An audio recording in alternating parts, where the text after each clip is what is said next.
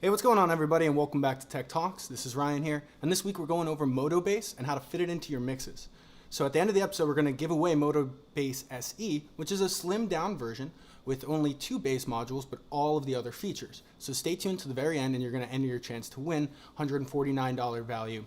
And if you don't win, MODO BASS is included in our VI group buy this month, so check the link in the promotions. And while you're there, make sure to like and subscribe, just in case. For every other video that we do, we will be doing a giveaway, so make sure to tune in. And thank you guys who have already joined us and who've been joining us throughout the weeks. We appreciate you guys. And let's go ahead and jump right into MODO BASS. So, let's see. All right, so you can see my interface here, and I always want to start off with how we get set up.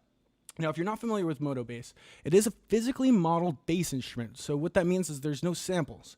It's different than, say, Trillion or Contact Instruments, even Sample Tank 4, because it's making the sounds as you're playing. It's not pulling from a library, which helps you with space and actually the different timbres and unique things that you can do without having a huge sample library. So let's go ahead. I'll open up. We're in Ableton Live right now. And before I give you guys the audio demo, I want to show you my audio MIDI setup. This is crucial. I'm going to do this every episode, but jump in here, and I'm just using 48K, which is just basic studio quality. I'm not going too crazy, but the most important part is my 2048 buffer size. Now that is changed in my Axio control panel right here. Now when you access the control panel without clicking this option for hardware setup, or if your DAW has a panel option, you will see this grayed out. Make sure you open it from your DAW and you'll see the option. It'll pop right through. So that's the most important part. Get your buffer size cranked up nice and high. If you're not playing live, you don't need a low buffer size. Latency is not going to be a huge problem. So yeah, that's going to be the first thing you need to do to set up. And then of course you're going to throw MODO BASS on your track. And there's a couple of different things about MODO BASS that are going to help it sit into the mix before we even do anything like that has to do with mixing, like volumes and stuff. So let's walk through these pages. I'm going to show you just a little bit for those who don't know. You pick your model bass. You have a bunch to pick from. You can scroll up here, and you can actually alter these as you're playing, and you're going to see the whole specification section change. They default to their own pickups, but you can adjust those, and we'll get to that. See some save options here. You have a nice little info button, which tells you the version, which is really good for support. The lock icon will bring up the IK product manager or the authorization manager, I believe now. If you're not familiar, we just put out the product manager, which is a great and awesome tool. Definitely worth downloading it now. Go to the IK Multimedia website. It's going to be the way to manage all of your software installs, authorizations, everything like that. So yeah, on top of this, you have some settings, which if you like the metric system, you can go ahead and throw it into centimeters, or you can use inches. I don't particularly care about these values because I use my ear more so than my eyes or trying to calculate anything. Velocity curve I don't usually mess with, but a lot of people who do mess with MIDI will want to mess with that, especially if you're using a MIDI controller. So let's go ahead. We'll take a look at the MIDI that we have here, and I'm going to just show the screen, and we're going to hear an audio demo of what we're going to be making today. So let's go ahead. I'm going to play that back, and at the end of the episode, since we are giving away MODO BASS SE, we are going to need you guys to have an IK Multimedia account. So go ahead and create one now while this plays back so you have the name for the end of the episode. We're going to ask a simple question. It's an opinion-based question. And once you answer it, throw your username at the end, and that's your entrance fee. It's that simple. So let's go ahead and take a listen.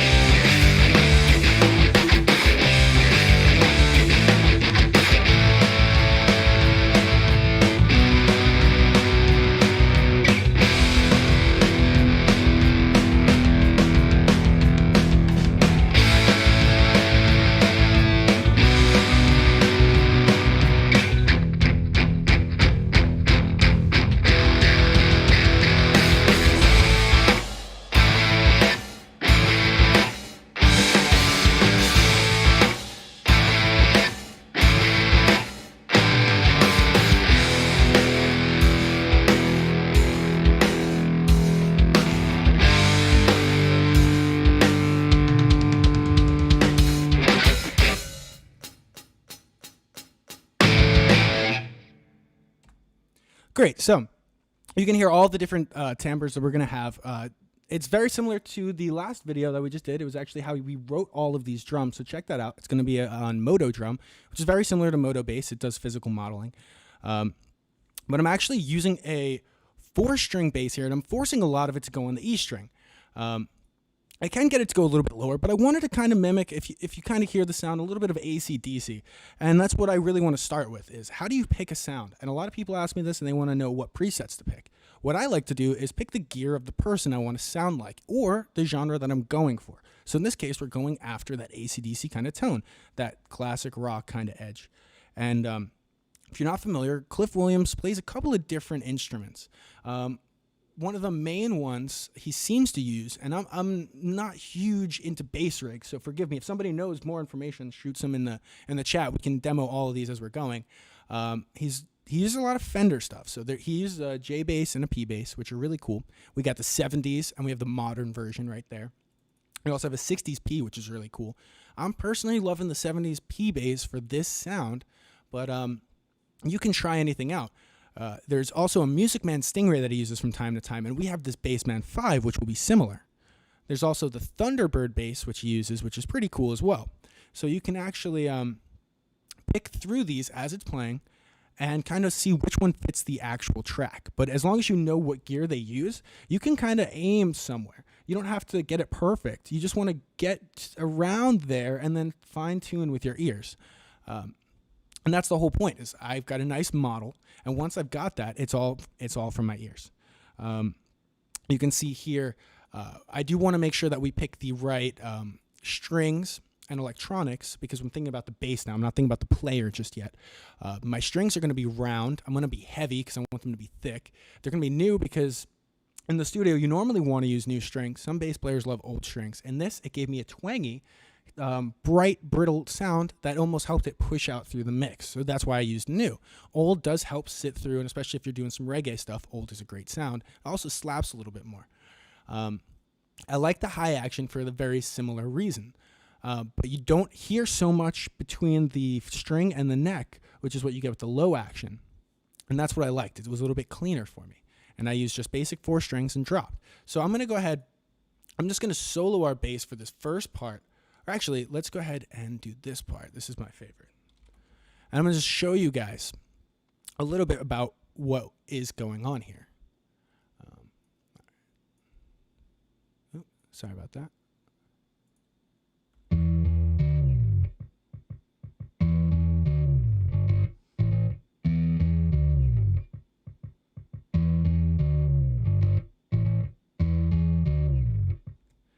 Awesome. And thank you guys all for joining us. I'm seeing some good names popping up. Thanks, Andreas, for tuning in. Always good to see you here. Thank you, Ray, for joining us again. It's always great when you see names pop back up from time to time. That's awesome. We appreciate you guys. So yeah, let's poke around. And I just want to show you guys with the different sounds of those different models I picked at the beginning to show you why I picked this one. And once I do that, we're going to get more into the mixing. So I'm just going to show you how it sounds.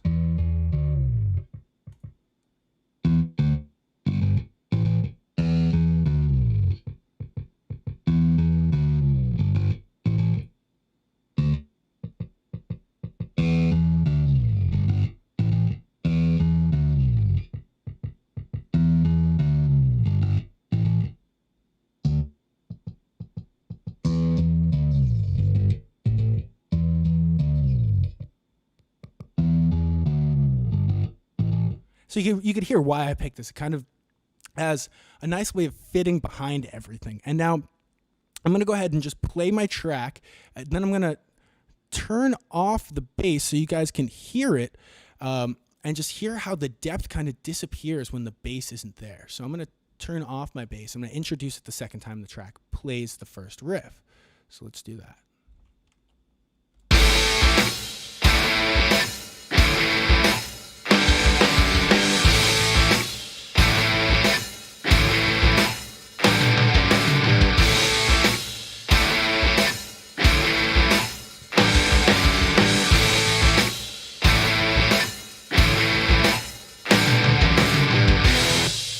Okay, so you can hear how it just kind of thins out completely when that bass is gone. And one of the main reasons about that is I've actually cut out a lot of my low end from my guitar. And when you do that, it clears up space for the bass. And I'm gonna show you guys that real quick, just since I already showed you the contrast here. Watch how much better my bass fits in when I turn this guy on.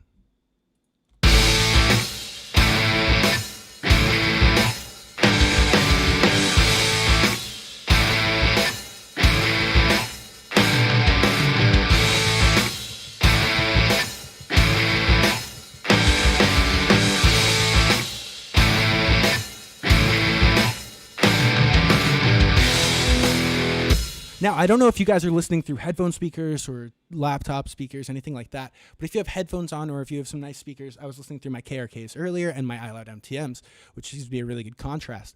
But this made my bass stick out, and it really gave me the presence in the low end that I needed for the bass, not the guitar. I don't want my guitar to be the bass guitar. And when it does that, sometimes it overpowers your low end and muddies everything up instead of giving you more low end, which you'd think more low end better, right? Sometimes more low end does kind of skew or literally just muddy the waters, and it takes away from your clarity. Which another thing, very important, when you bring something closer to you in the mix, what you want to do is you kind of want to add a little bit more highs because the direct signals are going to be hitting you a little bit closer. Now, I didn't do that too much here, but I'm going to go through my bass chain and explain to you guys a little bit of that in a second. Before I get ahead of myself, let me show you the player, which is something you might not have with a traditional sampler, at least not in this way. So for this first riff, take a look at my MIDI file. You can see what it's doing if I play it. Nice. 1, 2, 3, 4, 1, 2, 3, 4, 1, 2, 3, 4, bum, bum, bum, repeat. Now, what are these notes down here doing? They don't seem to be making any audio. So let's take a look at my control page. And this is going to be the crucial, most important thing for me in MODO Bass. It's going to be how you actually are going to be able to fit the music or the performance into the mix versus the sound. I mean, the sound is affected by this, so it's all the same. But check this out. We have G sharp 0, so I'm forcing it to always be a pick. And in rock, I always want a downstroke. Only in this particular jam, I don't want to be going up and down with a pick. I want straight down. That's just my preference. I've found that it does help beef things up a little bit more for rock. So I'm forcing it to be pick mode. I'm forcing it to be on the E string, and I'm also forcing it to be a downstroke. Now, what is force E string? It is exactly what it sounds like. If this note is not here, let's go ahead and we'll play that.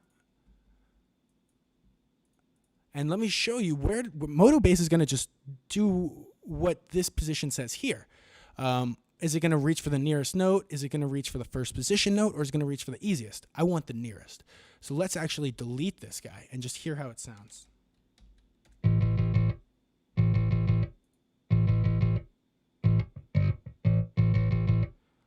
So you can see he actually already picks the right note. But there's other cases, and I have a little riff right here, where I had to really dive in and make it my own. So you can see here, I force it to the A string. That's what the A0 is. You notice A0, force A, E0, force E.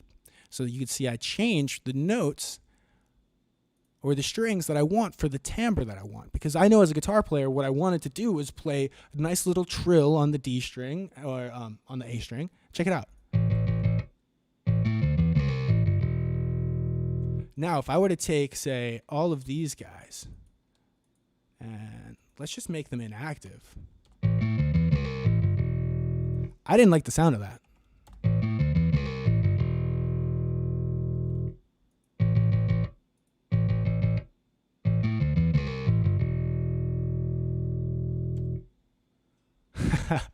But you can see it kind of points the bass to know what you want it to do. And that's what you're doing here is you're being the bass player and you're telling the brain exactly how to act. Now, there's a couple of other instances where I'm doing this, and I want to point those out before we get into the tones and really the amps and stuff. So we want to pick the proper pick. We want to make sure we have the proper stroke. And then you want to be able to use little things like accents. This right here, the E5, you're going to use it like a hi-hat foot. When you want the note to stop and you want the note to just, you hold on to it like a bass player would, you're going to add that little guy in there.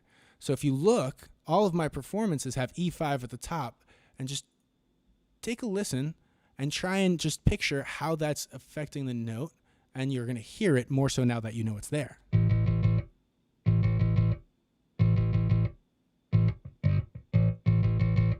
And it gives a little bit more groove there, whereas it goes cat, you know, nice little trill without adding any notes, which is personally my favorite thing about the bass, is that it's mainly percussive most of the time. There are some really good bass players who add some notes in there, like if you guys are, there's plenty of them out there. I won't throw too many names out. But let's go ahead and check out the let ring function, which is the next one I want to mention. It is in the pre-chorus, and you're going to see here, it's actually a CC value. Now, look at let ring here. Where is it? Oh, sorry. It is key switch A-1. I was thinking of left-hand position. My apologies. So let's go ahead and we'll check that out. A-1. There it is. So that's actually going to be the ring out here. And I know all of you guys are thinking, how did he get that slide to sound like that? And that's what I see a lot of people trying to get with MODO Bass. I'm going to show you it real quick just because we're here. And that's another really good thing, like hammer-ons and pull-offs, that you can do to make it fill into the mix a little bit. So check this out. On my CC commands, if you're not familiar with Ableton, I'm showing and hiding my views with these bottom left-hand corner options. I'm going to go to my MIDI control. You see red means that there is some automation. And let's go to 3. 3 is going to be, let me find where that is. Pluck position. We're not worrying about that just yet. It's actually the pitch. My apologies. Now, actually, this is a really important thing to talk about. The pitch wheel on MODO Bass is telling the entire bass where the main note is. If your pitch wheel does not go, if what you have assigned to your bend or your slide does not go back to 0, like a pitch wheel, you can have issues. Now, that's just because of the nature of MIDI. It's expecting to go back to 0 like a pitch wheel would. Now, I've seen a lot of people say that MODO Bass can be out of tune at times, and that's normally the culprit, is they've accidentally written in some MIDI data. Maybe they've leaned on their pitch bend while they were playing, and it's affecting the rest of their performance. But check that out. We're just going to play back that slide, and you can see I just grabbed it here, slid it all the way down to 0, and I've only got a 12 fret range for my slide. But let's see where he's sliding from. Do I need more? He's sliding from 10. That's perfectly fine for me.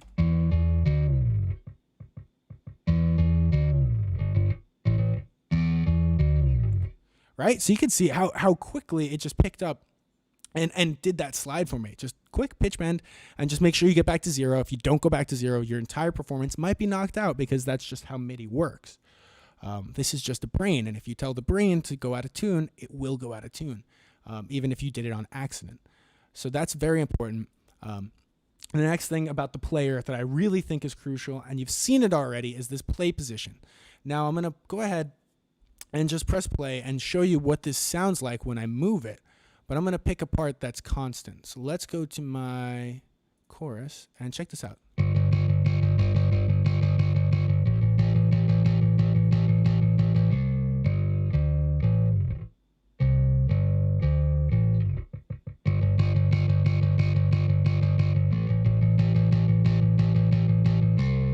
So you could see this guy is moving around like a natural bass player would be. He's flailing his arm on stage. He's trying to do all downstrokes, but he's kind of moving around. And check this out right here when he does the slides earlier. Look at in the middle here, the pocket, I like to call it a little bit. Some people call it the pocket up here. This gets a little bit bassy here. When you get towards the bridge, it starts getting thin. So if you want to thin out your bass without messing with your EQ, maybe just move him up a little bit. It gives it a little bit more string. If you want to make it a little bit more fat, maybe get a little thicker, move over towards the neck. So check out how he moves.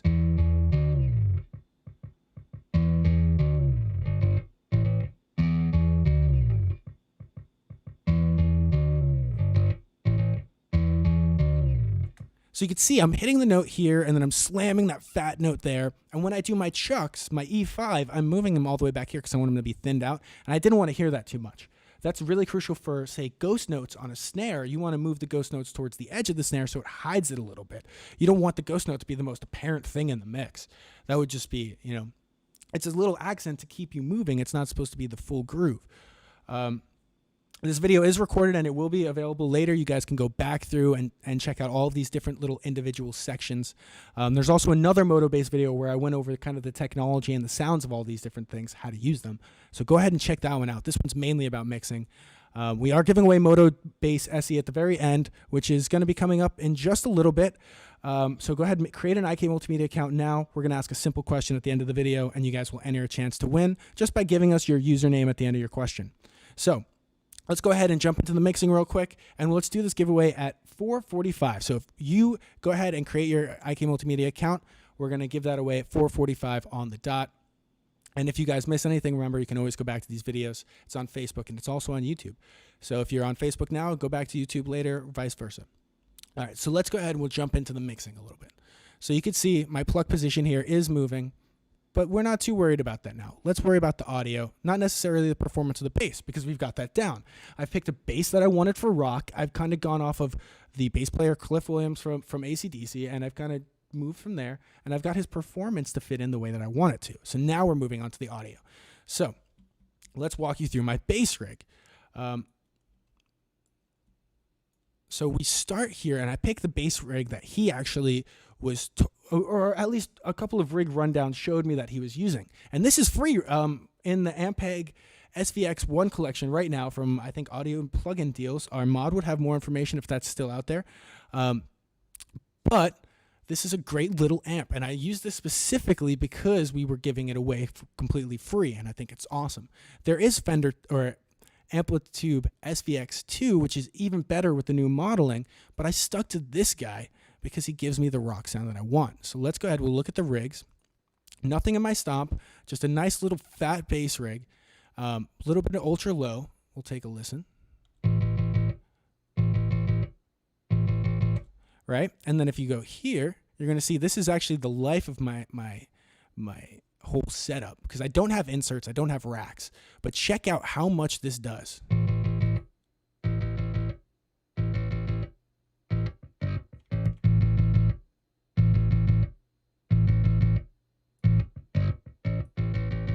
Now I like to use that specifically as a sub kind of mic or like a body mic. It is the Velo 8. And if you're not familiar, it's a ribbon, which has insane amounts of warmth to it. Now, on my first one, I've only got a 57, so it's not really doing too much. With the settings that I have here, it should just be a little bit bassy. There's not too much treble going on, because my treble is going to be my second track here. And if you noticed, when I soloed that, you still have signal. That's because my cab B is still playing. So let's go ahead. We're going to listen to these without my cab B. I'm turning him down. And let's take a listen to cab A.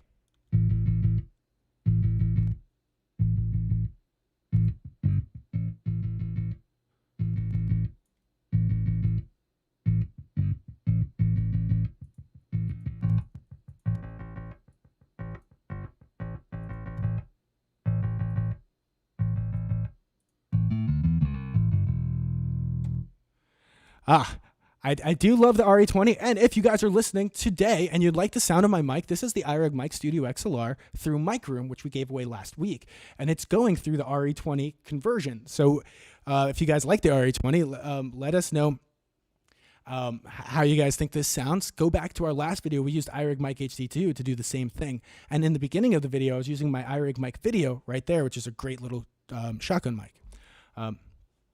But yeah, so check this out. So you have a nice little sub mic here, and then you also have a nice little regular mic, and then you have your presence control here. So let's go ahead and check out my presence without anything else. So we'll mute these guys, and let's play this guy.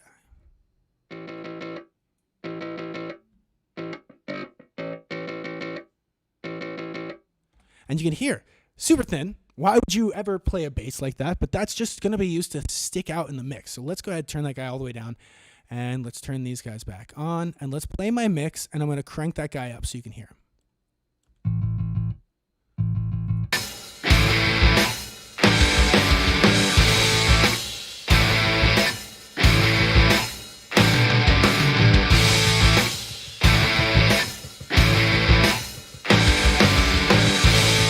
Now, I normally like to have my bass a little bit back in the mix, but for the sake of this, let's crank it up.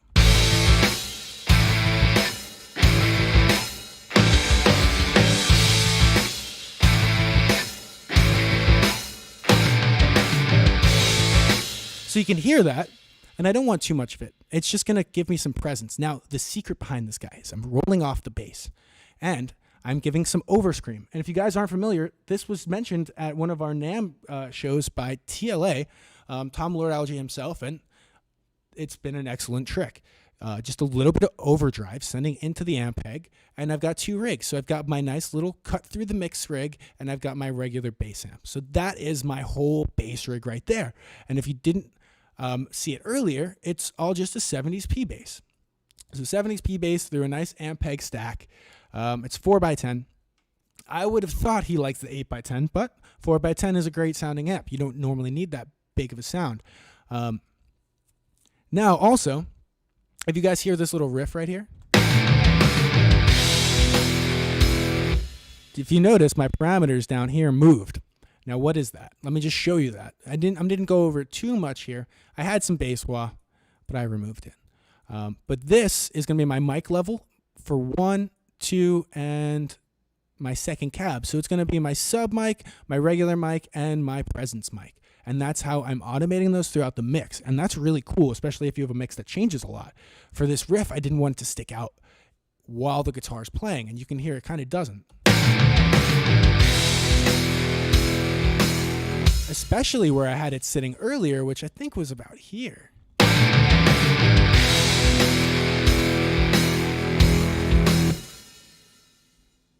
No, sadly, I can't do AC/DC vocals. I'll play guitar, drums, or bass all day, but I'll work on it. I'll see what I can get for you guys. All right, but if you guys missed this earlier, this is Amplitube 4, and this is going through Ampeg SVX1, which was given away by Audio Plugin Deals fairly recently. I believe it's still going on. Go ahead, grab a free copy now if you have not. It's really cool. Watch this video again, and if you win MODO BASS SE, watch it again and do it with all of the gear that we're using. So yeah, if you don't know Amplitube, you can change the different routing options, and that's how I got to this section. And I wanted to point that out in case anybody's interested in trying this at home. Go to the 6th option. That's my favorite, and you can click this to be stereo or mono input. It's going to send a mono input to the left, a mono input to the right, regardless of which option's used. Think like a guitar amp. Think like it would be in real life. But cool. Great. So that's my whole Amplitube rig. Now, once you have your rig, you want to go ahead and you want to fit it into the mix. And how did I do that for this particular track? I like to go with the option of add subtractive EQ, then a little bit of compression and some additive EQ. Now, if you don't know what subtractive EQ is, you're going to take away anything from the sound that you don't want. And if you look at my screen right now, you can see what did I cut and why did I cut it. First, I don't want anything under 30 hertz. That's just going to mess with me. It's going to cause some bass buildup. Personally, I like to cut those. Some people like to use linear phase EQs to do that. And we have a linear phase EQ in T-Racks. But I like to leave those to the very end because they're a little bit heavier in processing power because of the nature of their processing. But check this out. So 70 hertz. And the secret of the 70 hertz, why did I pick that? That's where my kick drum lives.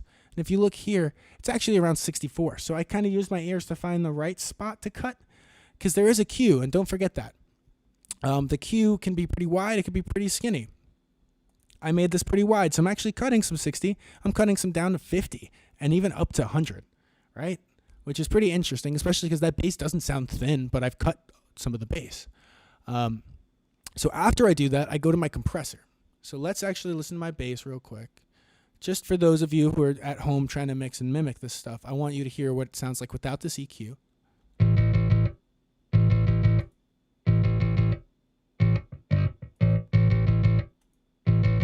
Not much of a change. Why? That's because I'm doing this change for when it's in the mix, not because the bass sounds great on solo with this EQ. It's because I don't want it to compete with my kick drum, right? That's the whole point. And you want to leave space in every frequency for an instrument. Sometimes you'll stack instruments and you'll use what's called masking to combine them and make them sound a little bit fatter or blend the two together. But in this case, I'm trying to create some space here. And that's exactly what I did. And then if you look here, I'm going through some compression. So let's get that EQ back on. Let's turn my compressor off.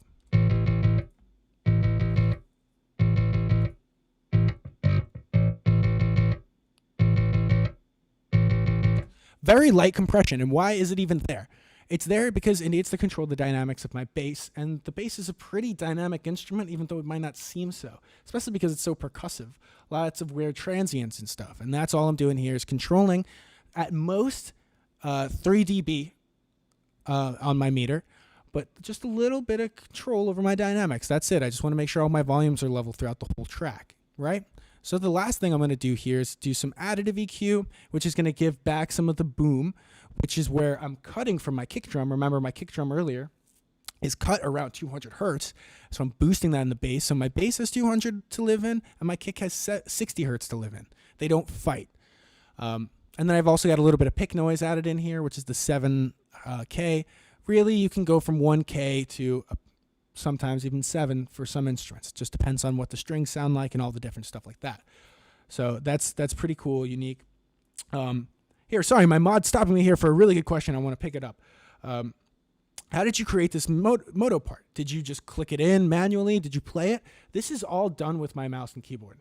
Now, I can play keys, not the best, but I prefer what's in my head to just put it on the computer. And that's what I tried to walk you guys through for my MODO drum writing tutorial. And I did a little bit of this for my MODO bass tutorial, the first one. And if you guys are interested, leave some comments. Let me know that you want to write some bass in MODO drum. All of this was done from scratch. You don't need a MIDI controller, but if you want one and you want MODO bass, check out the VI Group Buy. You can buy a keyboard, IK Keys 2, which I have somewhere around this room. And you can actually get something like MODO Bass SE. And then if we hit another tier, you're going to get another VI. So if you're not familiar with the group buy, is everybody buys something, and the more people who buy it, the more free stuff you get. I'm going to let you guys go to the description because I want to leave a little bit of a mystery. Check it out. It's definitely a great giveaway, and we always end up hitting one of the top tiers. I don't want you guys to miss out, so check it out. But in a minute here, we're going to be giving away MODO Bass SE, which is $149.99, and then we also have the full price MODO Bass, which is $199.99. So, yes, I normally would not be able to write a 2048 buffer. That would be a little ridiculous.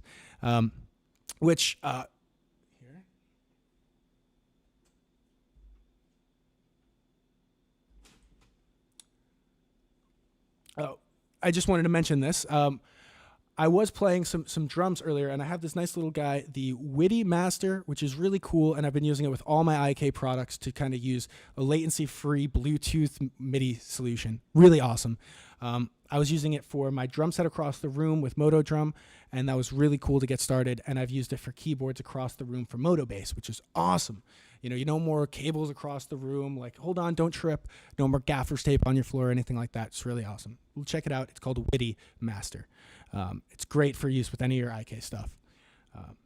We actually just did a post on Instagram if you want to check it out. I was connecting my Axe.io and my Stomp.io for some wah. And my last little shout out here is the iRig stream, which is what we've been broadcasting today. I'm sending from my DAW computer, which you're seeing on screen, into my stream onto my nice little laptop here. So, really good questions here. Oh, and my apologies. MODO Bass full is $299. Sorry. MODO Bass works at low buffers. The reason why I have it cranked up so high is because of all of the other stuff I'm doing. I have, for example, one on my master, which is a heavy module. Check out my CPU meter a little bit. You'd see it crank down just a tad. And this is a great little module. It's not just an EQ, it's a whole mastering module. If you don't believe me, check it out. The person who sold me on it, which again, I'm going to mention his name, TLA, he used the one when it first came out as a kind of pre-master to show the artist what it sounded like before mastering was going to be done. And I always thought that was really cool because he's one of my heroes. But yeah, no, you can use it pretty low. It's not that CPU intensive. It's really not. And it has all of this stuff included. You don't need to go crazy with Amplitube. You can use the amp section here. If you're following along later and you didn't, for whatever reason, pick up the audio plugin deals completely free Amplitube SVX1, you could use the solid state bass amp or the tube in the exact same way. Notice it's a very similar Ampeg style. You have the flip top B15 style there, which if you're not familiar is really great for some old school style bass. I love the solid state for rock. This is really good for some mellow music. You also have some other pedals here: compression, octaver, distortion, chorus. So you don't need Amplitube. You don't need to use all this stuff, especially if your CPU can't handle it. But no, I'm using it mainly because I'm going crazy. I also have Modo Bass, Modo Drum. All of my tracks have some kind of EQ or something on them, just because it's a demonstration. I don't always like to just add things. I only like to do things that make differences. But we're coming up here on 4:45, so we're going to be giving away Modo Bass SE. So make your IK account now. We're going to be asking a question in a couple of minutes here. Or actually, I'll ask the question right at 4:40, so I'll give you guys a second.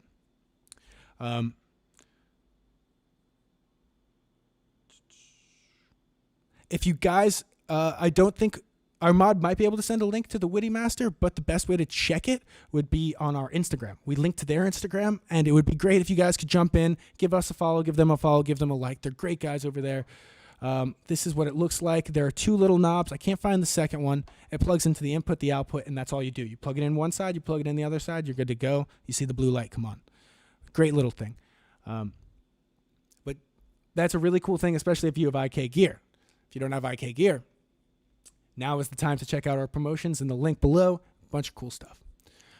But yeah, before I go too far, we've seen what my EQ does. We've seen a little bit of compression. Remember, I am going from Modo Bass into my actual amp rig, and from there I'm doing Subtractive EQ, a slight bit of compression to control dynamics, and then Additive EQ to give back what I've lost from all my compression and all my subtractive stuff.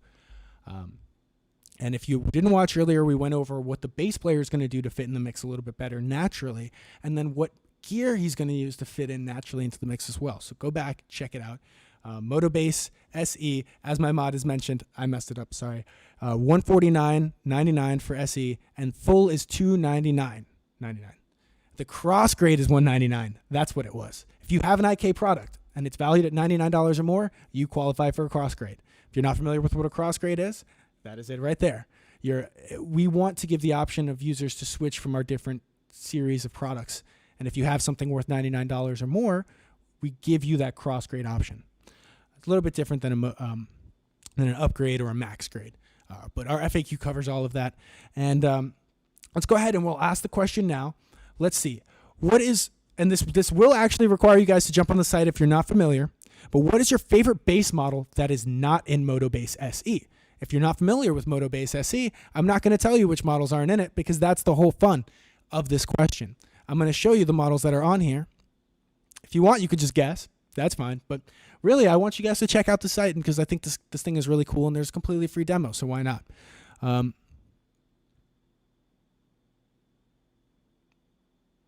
Arlo Tar, thanks for joining us. The Satriani stuff, keep a lookout. Subscribe to our YouTube channel, and you're going to see some stuff pouring in.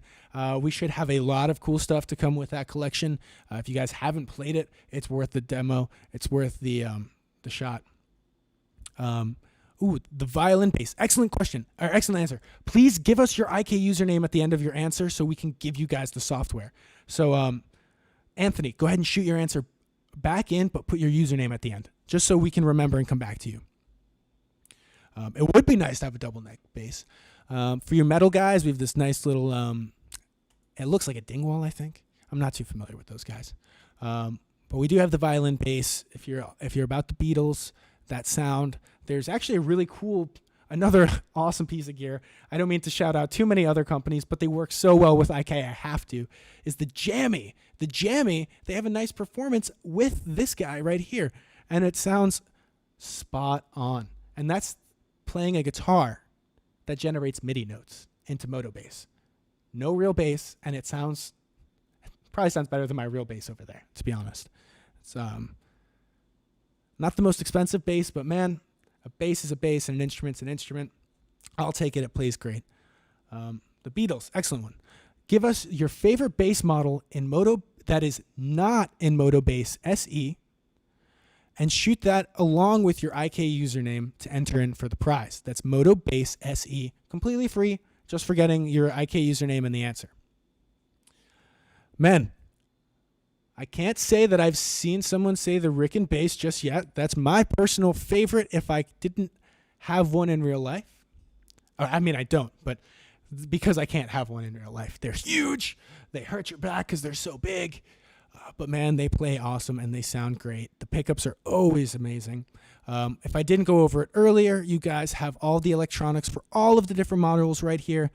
I've never personally wanted to hear what a J-bass sounds like with a Rickenbacker pickup, but just think about that for a second. Wouldn't you want to hear what that sounds like? It's worth it. But awesome. Keep throwing in your answers. We're going to give you guys 2 more minutes here. Throw in you can answer multiple times if you'd like. Feel free. That's no problem. But if you guys already have MODO BASS SE, there are no substitutions. So if you do have a friend's IK username, give it to us and we'll send it to them. But we're not doing any substitutions. Oh man, last NAMM show, RIP. Sadly, it looks like it's not going to be live this year. I was almost tempted to pick one up.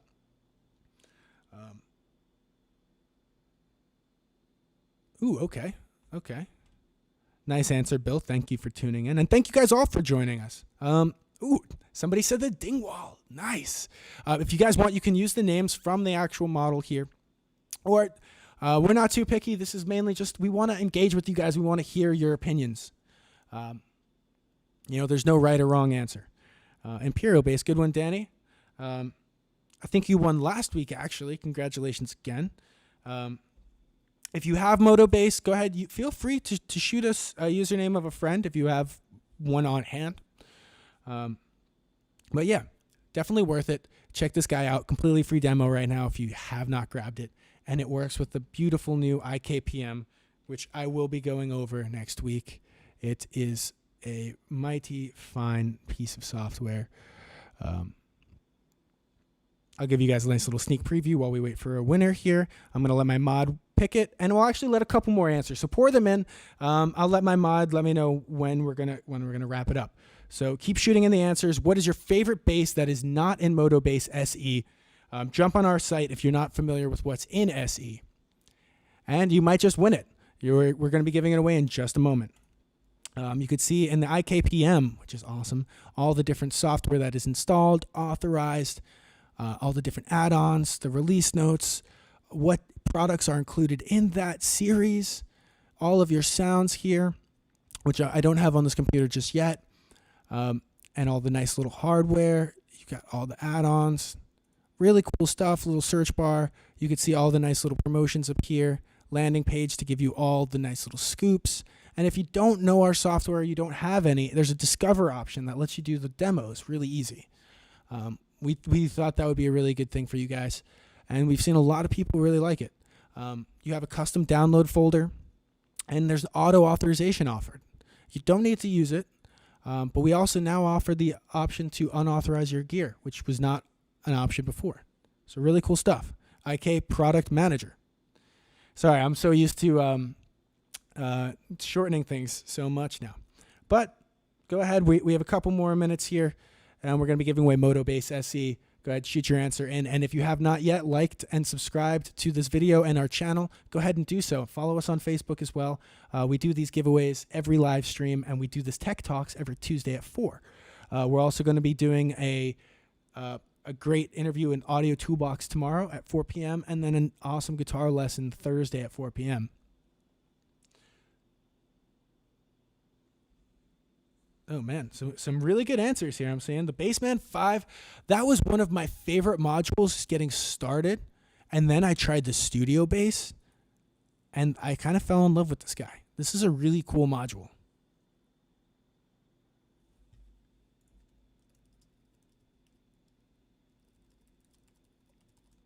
But yeah, this is a really great one. If you guys didn't see earlier, there is finger, slap, and pick. You can use all these articulations. Oh, actually, this bridge is really cool, and I want to show you guys that. So let's actually go back to my preset. Oh, I didn't save it on this computer. Sorry. I was writing on a separate computer, and the best part about it being MIDI is I could just transfer it in 2 seconds. So let's go to my 70s, and let's check out this. The bridge, the first time he plays it, is normal, and the second time he plays it, I enable chord mode. So I'm going to just let you listen to that. And we do have a winner. So once this finishes playing, we're going to announce MODO BASS SE, the winner this week.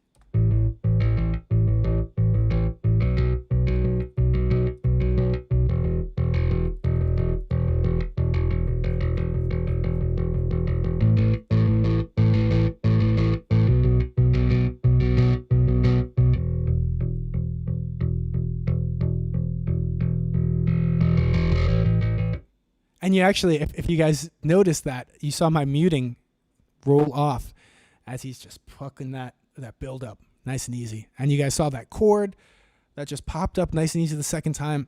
One of my favorite things. There's also harmonics, ghost mode, which is when you're holding down the strings and playing them. A lot of really cool stuff. We do have a winner here, though.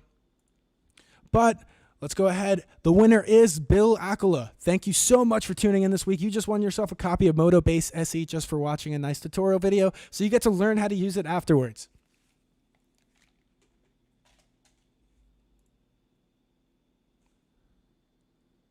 Oh, nice. And we just hit an award of 100 messages in our nice little, our new chatbot that we're using. So thank you guys for all engaging with us and being here each week. We definitely appreciate you guys. You know, you're the reasons why we're doing this. So give us some ideas for different videos in the description. We're going to be going over a lot of stuff in the group buy this month, which is going to be a really cool promotion. But yeah, congrats, Bill. You just got yourself a nice new bass player. He's never late, which is pretty rare. Yeah, so check it out. And if you're watching this video and there's something that I missed, let me know. We'll go back over it. We'll do a third MODO BASS video. There's already an earlier one, and there's some different material on our website. Craig Anderton, if you're not familiar, is a great reviewer, a really good guy when it comes to gear. He did a whole forum post about how to use MODO BASS and write some more natural kind of stuff, which is really awesome. Check it out. But yeah, thank you guys so much for tuning in. We're wrapping up here. Make sure to stay tuned every week. We're going to be doing our giveaways while everybody's been, you know, nice and snuggled at home, I'll say, in a nice way. But thank you guys so much for tuning in again. Definitely do some more metal stuff. Shoot some comments so I can sell it to my team. You know, the more comments that we have in the description and all that is going to be the easiest way for me to get you the videos that you guys want. And I want to just, you know, explain to you guys whatever it is you guys want to hear. This is your time to ask us questions. But thank you guys so much for tuning in, and I will see you guys next week.